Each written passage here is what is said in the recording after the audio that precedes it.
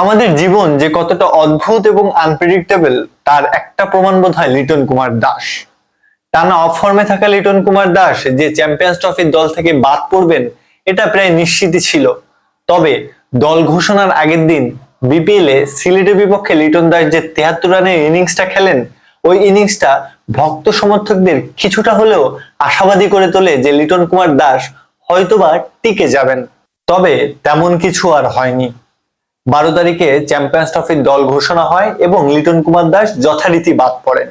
কিন্তু তার ঠিক 6 ঘন্টা পর লিটন কুমার দাস যা করে দেখালেন তা যেমনটা আফসোসে পোড়াচ্ছে দর্শকদের, তেমনটাই হয়তো পোড়াচ্ছে নির্বাচকদেরও। রাজশাহীর বিপক্ষে লিটন কুমার দাস যেন চ্যাম্পিয়ন্স ট্রফির দলে জায়গা না পাওয়ার ক্ষোভটাই ঝাড়লেন। নিজের দিনে লিটন কুমার দাস যে কি করতে পারেন তা আমরা সবাই জানি।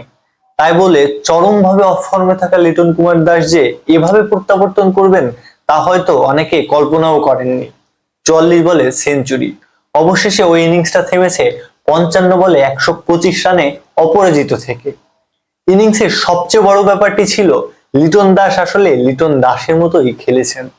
লিটন কুমার দাস ক্রিকেট মাঠে মোনালিসা আঁকেন, এটা নিয়ে আমরা অনেকে ট্রল করে থাকি।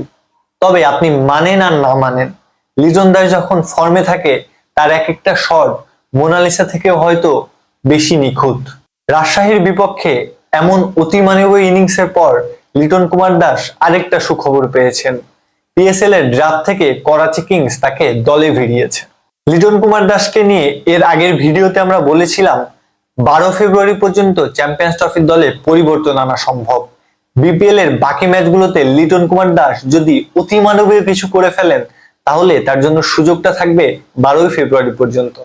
লিটন সেই অতিমানবীয় ইনিংসটাই আসলে খেলেছেন। এখন প্রশ্ন হলো, এমন ইনিংস দেখার পর নির্বাচকরা লিটনকে নিয়ে দ্বিতীয়বার ভাববে কিনা? চ্যাম্পিয়ন্স ট্রফির দলে এমন ইনিংসের পর আপনি লিটনকে দেখতে চান কিনা? জানাবেন আপনার মতামত।